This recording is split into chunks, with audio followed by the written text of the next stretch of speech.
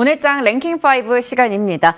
오늘 이 시간은 ISN 이지환 대표, 신한투자증권 황유연 PB팀장과 함께 할게요. 두 분 안녕하세요. 안녕하십니까. 네, 오늘은 반도체 이야기로 문을 열어보겠습니다.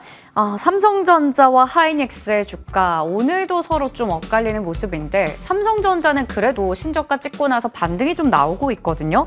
하지만 오늘 SK 하이닉스의 주가 흐름이 상당히 좋지 않습니다. 엔비디아 조정이 나와서인 건지, 실적에 대한 우려가 있는 건지 오늘 5% 가까운 급락이 나오면서 한 달 만에 다시 또 17만 닉스로 뚝 떨어졌습니다. 황유연 팀장님, 엔비디아 조정 때문일까요? 아니면 실적 걱정 때문일까요? 수급이 여전히 들어오지 않아서일까요? SK 하이닉스가 갑자기 왜 이러는 겁니까?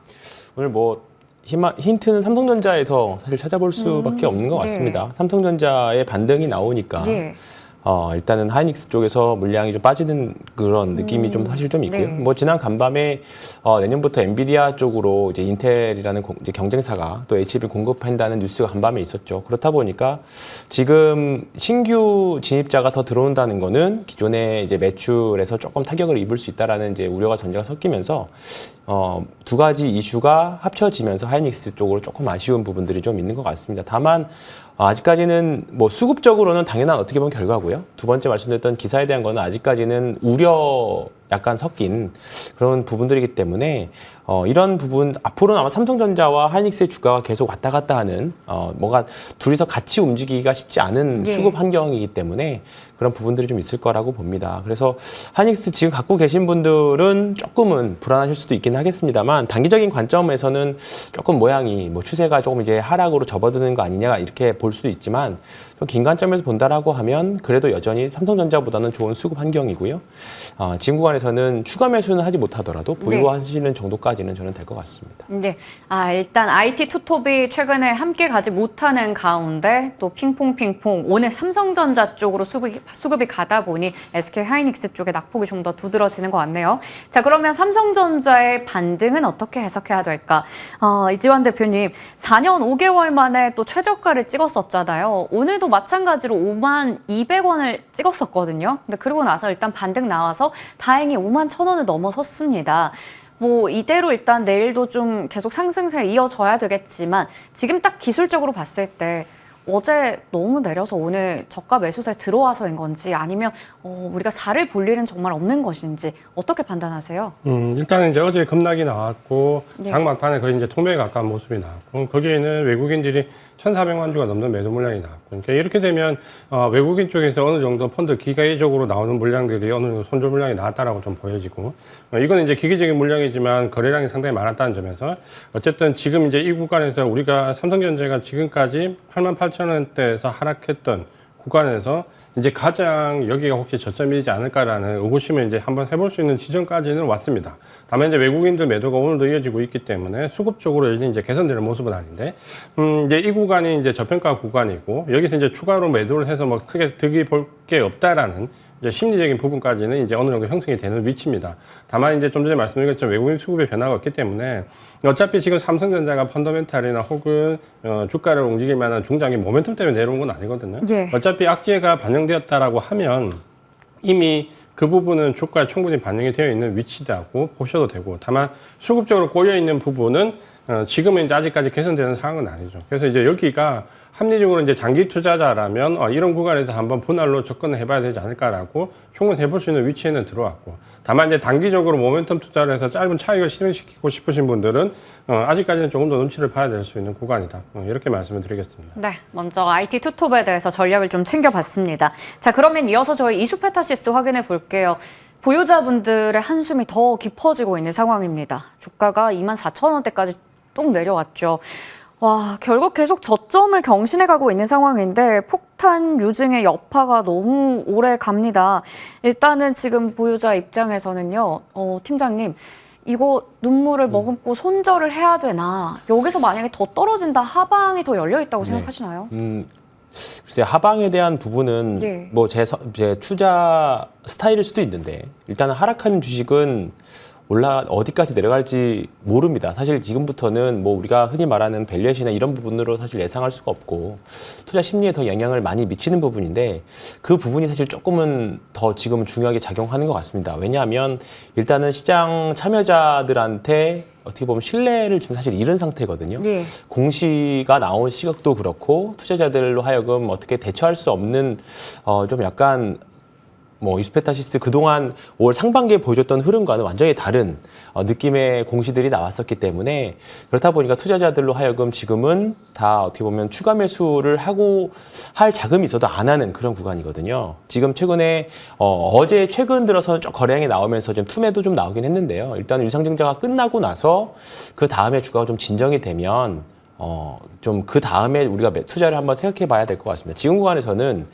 추가 매수를 할 여력이 있다라고 하면 다른 조금 더 탄력적인 곳에서 매매를 하시는 게 좋을 것 같고 현재 뭐 반도체 업황에서부터 지금 이 개별 종목에 이르기까지 사실 좋은 점은 찾기는 좀 어려운 상황입니다. 우리가 역발상이라는 전략으로 접근해 볼 수는 있겠지만 사실 그 전략은 정말 지극히 조금 더 시간이 지난 이후에 나와야 될 전략 같거든요. 그래서 지금 구간에서는 보유자분들은 손절하기 어려우시다라고 하면 일단 보유는 하시되 추가 매수는 조금 천천히 하셔도 되지 않을까 싶습니다. 네. 일단은 뭐 추가 매수에 대해서는 훨씬 더 시간이 필요할 것이다라는 말씀도 주셨고요. 이수페타시스에 대해서도 이야기 좀 나눠봤습니다. 반도체 섹터 다뤄봤고요. 자, 이어서 제약바이오로 한번 넘어가 볼게요. 제약바이오는 일단 좀 가는 종목만 계속 가는 것 같더라고요. 뭐 알테오젠, 리가켄바이오 이런 쪽은 너무 좋은 모습 나타내고 섹터로 봤을 때 뭐 비만 쪽은 뭔가 엇갈리는 것 같고 여러 가지 또 이야기를 오늘 나눠봐야 될 텐데 먼저 비만입니다. 올릭스, 인벤티질의 펩트론 등등 잘 가요. 펩트론은 오늘도 신고가를 기록했거든요. 근데 한미약품 같은 종목은 오늘 또 빠지고 일단 이건 왜 그런 건지 모르겠습니다. 이지환 대표님, 이유가 있을까요? 선별적으로 가는 이유. 비만은 여전히 긍정적인 모멘텀이 있는 것 같은데 왜 종목별로 다를까요? 일단 이제 미국의 트럼프 대선 모멘텀 이후에 바이오 섹터 자체가 예. 어느 정도 이제 중립적인 포지션이었죠. 그러니까 이게 피해주냐, 수혜주냐라고 했을 때, 거기에 크게 포커스를 맞추지 않는 섹터 중이었습니다. 그러니까 이 모멘텀이 어느 정도 이제 대선 모멘텀이 비껴날 때, 이제 펀더멘탈과 기반한 그 실적 기반으로 해서 어느 정도 올라갈 수 있는 대형 제약사들 위주와, 그 다음에 이제 비만이나 탈모와 같은 모멘텀으로 좀 갈 수 있는 종목들이 조금씩 이제 차별화되는데, 이전에 우리가 제약 바이오 섹터를 볼 때는 모멘텀이 강했을 때에 중소형 바이오 종목과 그리고 최근에 이제 펀더멘탈이 강한 종목들 그리고 신약의 출시가 임박했다 혹은 신약 모멘텀을 받는 대형 제약사들 주가 좀 차별화되죠. 그러니까 우리가 ETF를 보더라도 예를 들면 타이거 헬스케어 쪽과 타이거 바이오 탑10을 보면 바이오 탑10이 훨씬 더 등락률이 좋거든요. 그러니까 이게 바이오 섹터 내에서 어느 정도 이런 모멘텀이 상위 제약사들의 실적이 좋은 종목들에 좀 집중되는 곳과 바이오 종목 쪽에서는 어느 정도 실체가 있는 종목들은 이제 좀 좁혀지는.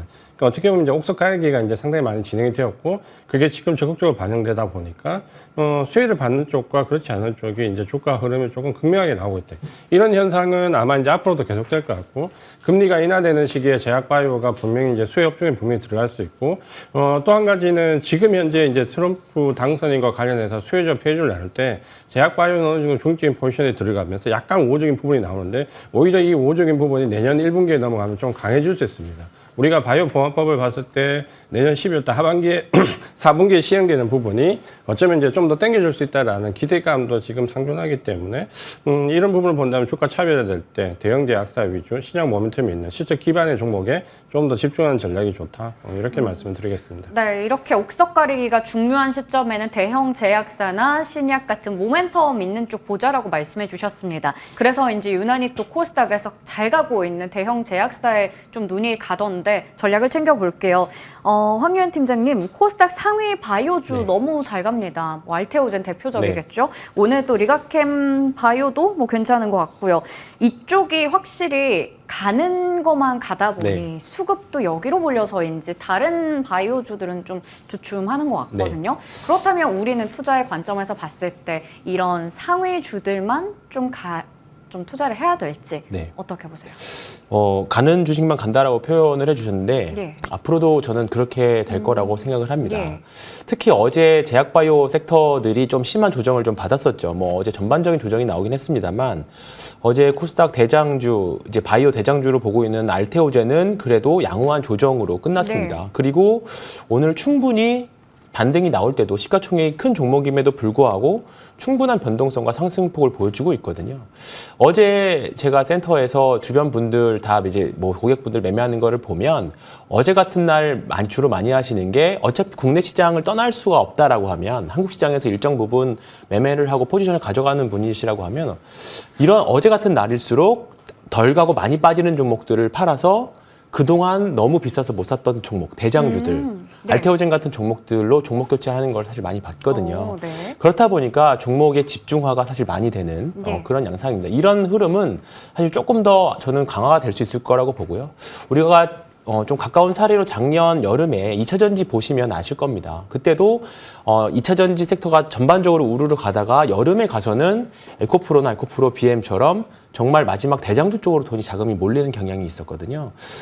우리가 이거를 바이오에서 빗대서 본다라고 하면 지금 만약에 알테오젠이 주가가 이제 하락하기 시작한다라고 하면 다른 바이오 주식들도 같이 내릴 겁니다. 그런 관점에서 봤을 때 아마 대장주들은 좀 덜 내리고 주변에 지금 2등주나 3등주들은 아마 조금 더 많이 내리는 그런 결과가 있을 겁니다. 그렇기 때문에 매매는 뭐 알테오젠으로 가장 먼저 탑으로 놓고 매매를 하시되 네. 뭐 내가 알테오젠은 너무 비싸서 못 사겠다라고 한다라고 하면 계속 그 주가 흐름을 같이 관찰하시면서 보시면 좋을 것 같고요. 다만 앞서 설명해 주셨던 비만약 치료제하고는 조금 결은 다를 거라고 봅니다. 일단은 이번에 위고비가 나왔지만 일라이릴리의 젯바운드도 사실 또 대기를 하고 있고 훨씬 더 성능이 좋은 그리고 이제 비만 치료제가 이제 본격적으로 전 세계적으로 출시되는 시기이기 때문에 비만 치료제 이슈는 앞으로도 조금 더 저는 이어질 거라고 생각을 합니다. 네. 그렇다면 이쪽은 잘 가는 이유를 알 것 같은데 의료 AI는 오늘 왜 이렇게 다 같이 좋은지 좀 궁금합니다. 그동안 추세만 봤을 때는 좀 하락하는 흐름이었는데 오늘 반짝 상승인 것인지 뭐 루닉 같은 종목은 사실 실적이 나왔는데 수익성은 여전히 악화거든요. 적자도 늘어난다고 하고 그래서 이걸 추세 전환으로 봐도 되는 걸지 이지환 대표님의 의견 어떠세요? 일단 이제 모멘텀이 조금 단기적으로 이제 붙었다라고 네. 좀 볼 수 있고 지금 이제 어쨌든 지금 구간 자체가 어떻게 보면 미국의 대선 이후에 그 대선과 관련된 후폭풍이 불고 있고 어떤 실제적인 펀더멘탈이나 그 주된 펀더멘탈과 관련된 모멘텀보다는 여기에 대선과 이후에 관련된 수혜와 피해와 관련된 그 기에 연관된 모멘텀이 지금 이제 증시에서 계속해서 변동성을 야기하고 있기 때문에 AI와 관련되어 있던 부분도 가장 각광을 받을 때는 의료 AI가 또 독보적으로 좀 보였다가 AI가 관련된 부분에서 혹은 자본적 투입이 과하다 혹은 결과물이 약하다라는 의견이 또 나오면 또 조정을 받는 그러니까 이게 이제 계속해서 반복되는데 오늘 같은 경우 이제 루닛이 7%대 상승을 하고 있고 그동안 이제 기간 조정이나 가격 조정을 조금 받았기 때문에 단기간에 상승 여력은 조금 있어 보입니다. 다만 이제 이게 직전 고점을 넘어서 5만 원대 이상의 추세적 상승이 가능하냐라는 부분은 조금 더 확인이 필요하고 적어도 만약에 조금 더 포지션 대응을 하시려고 하시는 분들은 이번 주 대선의 영향이 좀 끝나고 난 뒤에 다음 주부터 조금 더 객관적으로 보실 필요가 있다 이렇게 말씀을 드리겠습니다. 네, 이렇게 저희 제약 바이오 섹터에 대한 이야기 좀 다양하게 풀어봤습니다. 자, 그러면 이어서 트럼프 트레이드 관련한 이야기 좀 해볼게요. 어느 정도 완화되는 건가 이런 생각이 어제 딱 들었거든요. 관련한 섹터들이 다 차익 매물이 나와서인지 어제 조정이 나왔습니다. 근데 또 한편으로는 어제 만약에 들어갔더라면 오늘 크게 수익을 보지 않았을까?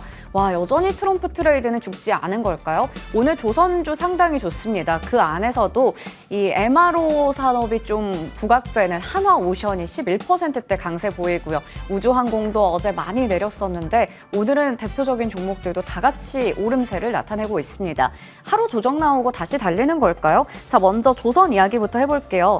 황유현 팀장님, 한화오션을 필두로 해서 조선 강합니다. 어제 눌린 거는 그냥 시장 안 좋아서였는지 아니면 단기적으로 차익 매물 나왔던 건지 특히 한화오션은 앞서 제가 말씀드린 것처럼 여전히 미 해군의 MRO 모멘텀 이어지는 걸까요? 저는 이어질 수 있을 거라고 봅니다. 네. 일단은 큰 그림에서 트럼프 트레이드, 그러니까 지금은 뭐 사실 트럼프 트레이드가 이어지고 있는데 네. 과거에 이제 민주당이 됐든 공화당이 됐든 대통령이 되고 나면 그 관련된 정책, 공약과 관련된 정책 수혜주들은 한 서너 달 정도는 초반에 그 선거 끝난 이후에 초반에는 서너 달 정도는 좋은 모습들을 항상 보여줬습니다. 네. 이제 선거가 끝난 지 이제 일주일여가 지났기 때문에 어떻게 보면 아직은 조금 더 우리가 기대해 볼 수 있는 부분들이 사실 많이 있다고 생각을 합니다. 지금 미국에서도 사실 테슬라가 굉장히 흐름이 좋은 것도 저는 마찬가지인 궤인 것 같고요.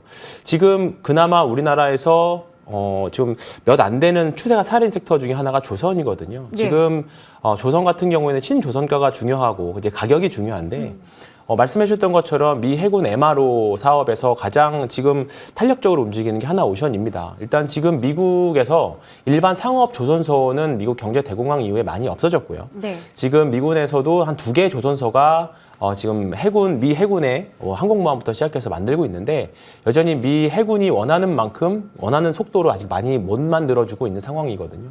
근데 그거에 앞서서 먼저 이제 하나오션이 먼저 진출을 했고요.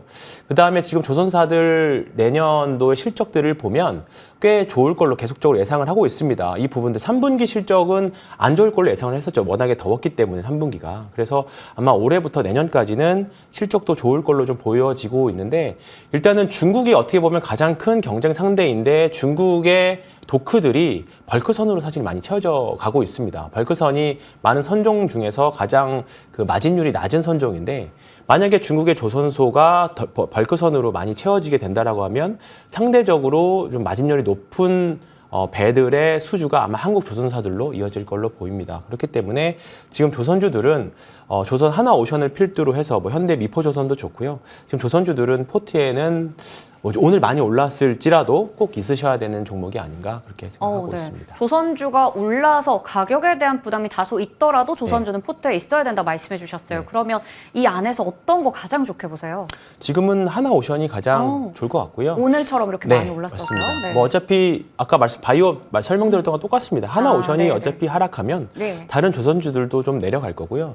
나는 조선주가 너무 무섭다라고 하시는 분들은 저는 네. 조선 ETF도 어. 괜찮다라고 생각을 합니다. 네, 여전히 조선 쪽에 대해서 굉장히 긍정적인 이야기를 해주셨습니다. 포트에 꼭 있어야 된다. 자, 그렇다면 조선이 강하니까 기자재도 같이 좀 부각이 되는데 그 기자재 안에서도 특히나 오늘 엔진이 강하더라고요. 한화 엔진, 뭐 STX 엔진 등등의 종목들 시세가 크게 나는데 그러면 이쪽도 이지환 대표님 가격에 대한 부담이 좀 있을 것 같기도 하거든요. 많이 올라서. 그런데도 불구하고 지금 진입할 수 있을까요? 만약에 있다면 그 종목도 좀 궁금합니다.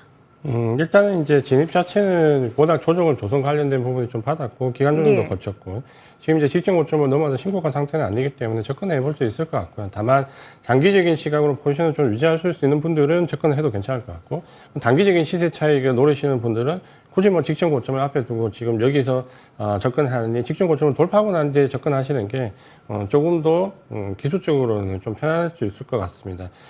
조선주에 대한 이제 이런 그 외국인들이나 혹은 기관들의 접근세가 이제 개인들하고는 조금 다른 이제 차별화된 수급이 조금 나오고 있죠. 그러니까 우리가 개인 투자가분들이 우리가 4월, 5월 달에 조선주 기자재 관련된 종목들이 급등한 이후에 대부분 이제 차익 실현하거나 혹은 뒤쪽에 팔을 볼 때 선절성으로 많이 나왔는데 오히려 이제 외국인들은 여기서 더 접근을 많이 하는 모습을 보이고 기관들도 몇 안 되는 매수하는 종목 중에 이제 많이 좀 몰려 있죠. 그러다 보니까 지금은 여전히 뭐 포지션 트레이닝이나 혹은 모멘텀으로 투자한 투자도 모두 다 가능한 영역을 보이고 대신에 이제 그 조선주의 최근의 등락을 좀 보면 하루에 뭐 4, 5% 급등했다가 4, 5% 그 다음날 내려가고 이런 현상이 반복되기 때문에 좀 작은 종목보다는 큰 종목으로 좀 보시는 게 좋을 것 같고 뭐 기자재 쪽도 지금 하나엔진 같은 경우도 시세 살아있기 때문에 그냥 이런 쪽으로 관심을 가지시는 게 좋을 것 같습니다. 네, 여전히 좀 큰 쪽으로 한번 노려보자 말씀해 주셨어요. 조정 활용한다면 괜찮다라고 얘기해 주셨고 엔진에서는 한화 엔진도 긍정적으로 봐주셨습니다.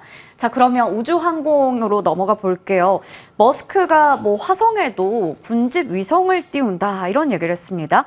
자, 그러면 또 머스크 트레이드 뭐 관련해서 스페이스 X와 연관된 종목들 시세가 날 것인지 일단 우주항공 쪽 강한데 그 안에서도 종목 잘 골라봐야 되잖아요. 황유한 팀장님, 네. 머스크 관련해서 우주항공이 오른다면 우주항공 섹터 안에서도 스페이스 X 관련한 네. 종목들 위주로 보는 게 좋을까요? 맞습니다.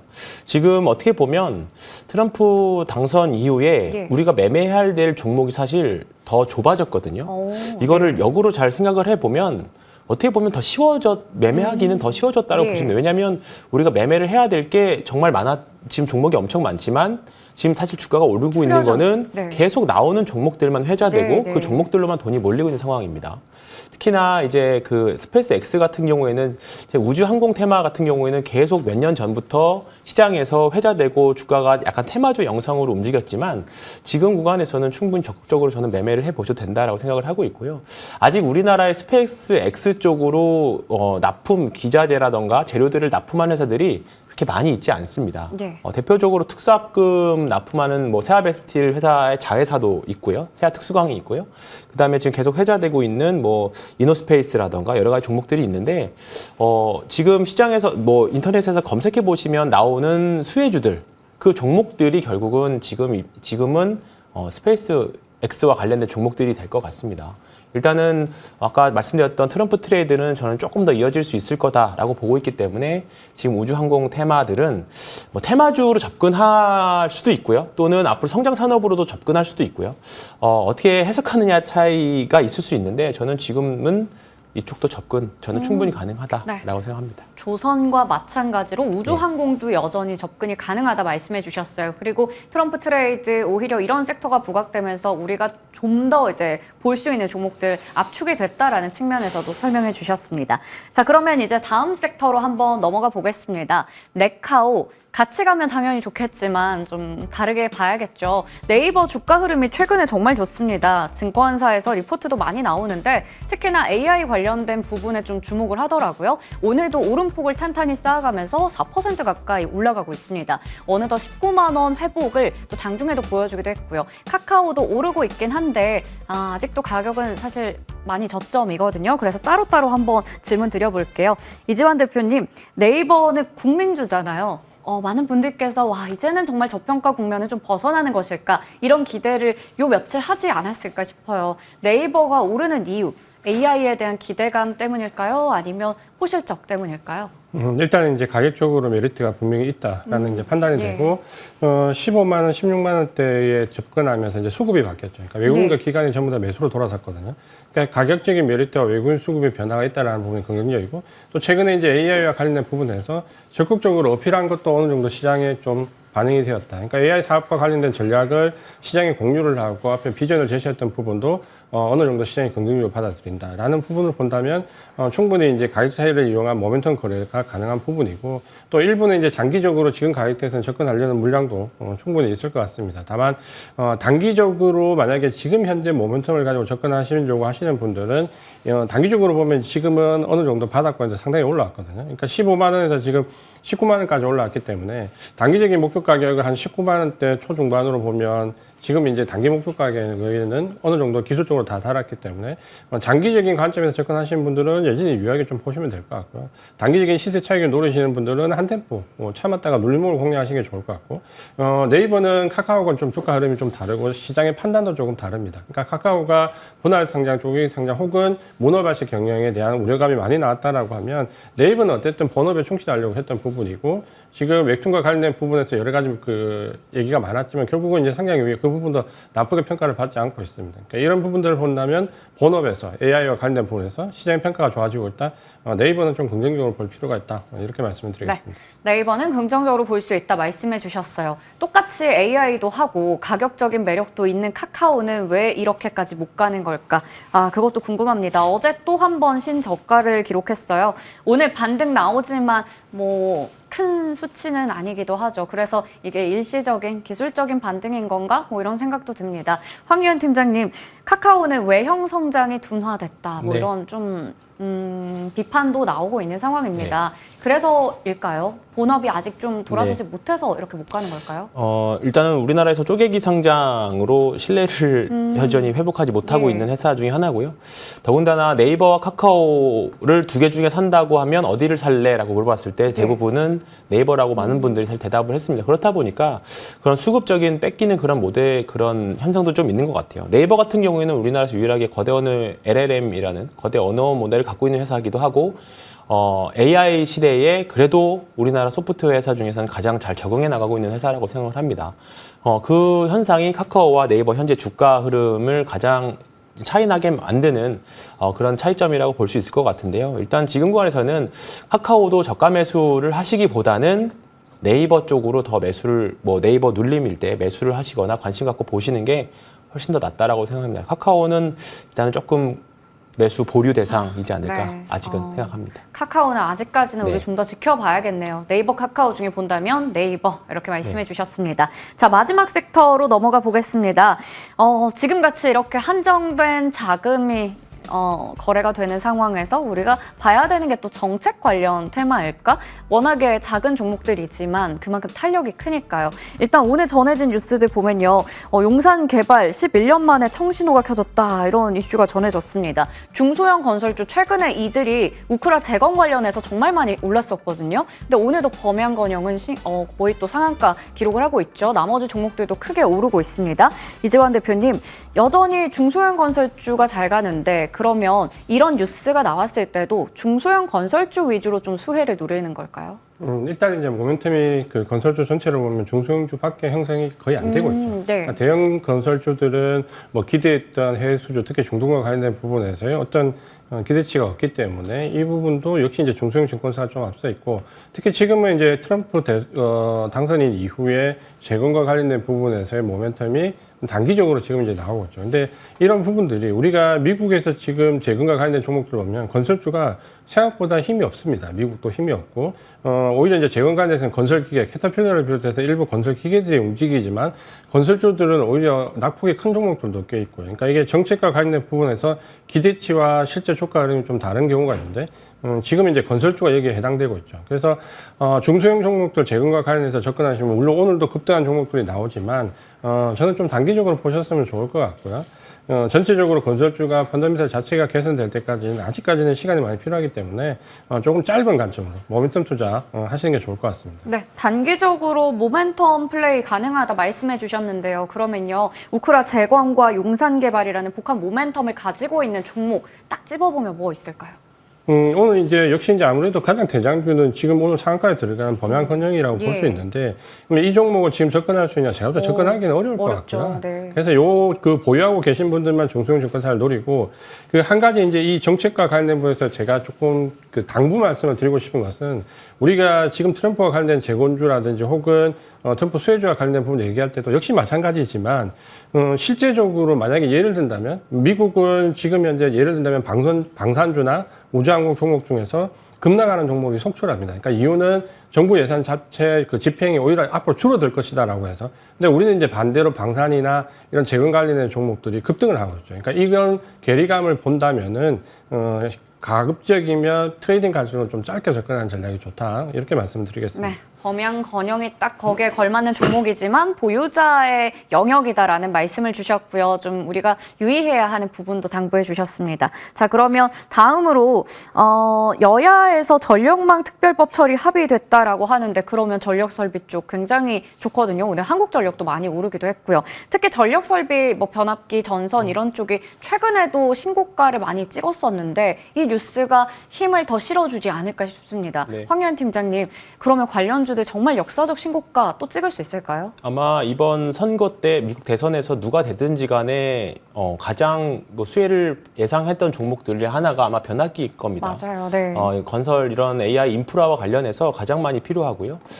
우리나라에서 미국에 있는 유명한 큰 회사들로 납품을 하고 있는 대표적으로 뭐 현대일렉이라던가 오늘 급등하고 있는 산일전기라던가 그런 회사들은 아마 내년까지도 계속적으로 수혜는 아마 입을 걸로 생각을 하고 있습니다. 그래서 오늘 또 뭐 제일일렉트릭이라고 하는 또 변압기 회사 또 하나가 또 급등을 하고 있는데, 변압기 종목들은 내년도 내후년까지도 일단은 주가와 더불어서 산업이 계속적으로 확장되는 구간입니다.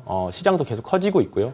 다만 이제 주가가 너무 빨리 가게 되면 뭐 이제 주가와 실적은 좀 다르게 나올 수도 있긴 하겠습니다만, 지금 구간에서는 정치 리스크가 별로 없고, 그 다음에 실적의 산업의 사이클이 올라가는 그런 교집합으로 되어 있는 종목이 변압기이기 때문에 이쪽은 아마 내년 상반기까지도 저는 긍정적으로 보셔도 좋을 것 같습니다. 네, 변압기 쪽 여전히 긍정적이다라고 말씀해 주셨는데 관련해서 저희 하나 딱 궁금한 게 어떤 종목 봐야 될지 궁금하네요. 이지환 대표님, 이쪽 너무 고점 부근인 게 많은데요. 딱 하나 본다면 뭐가 좋을까요?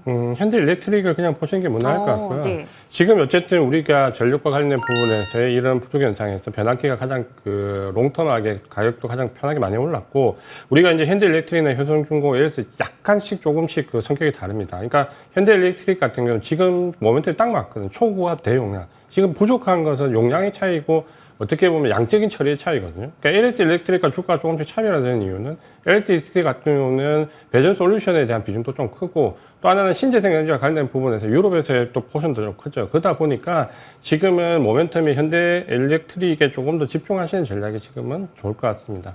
네, 와 여전히 HD 현대 일렉트릭에 대해서 긍정적인 시각을 전해주셨습니다. 저희 오늘도 다양한 섹터에 대해서 이야기 나눠봤고요. 지금까지 IS의 이지환 대표, 신한투자증권 황유현 PB팀장과 함께했습니다. 고맙습니다.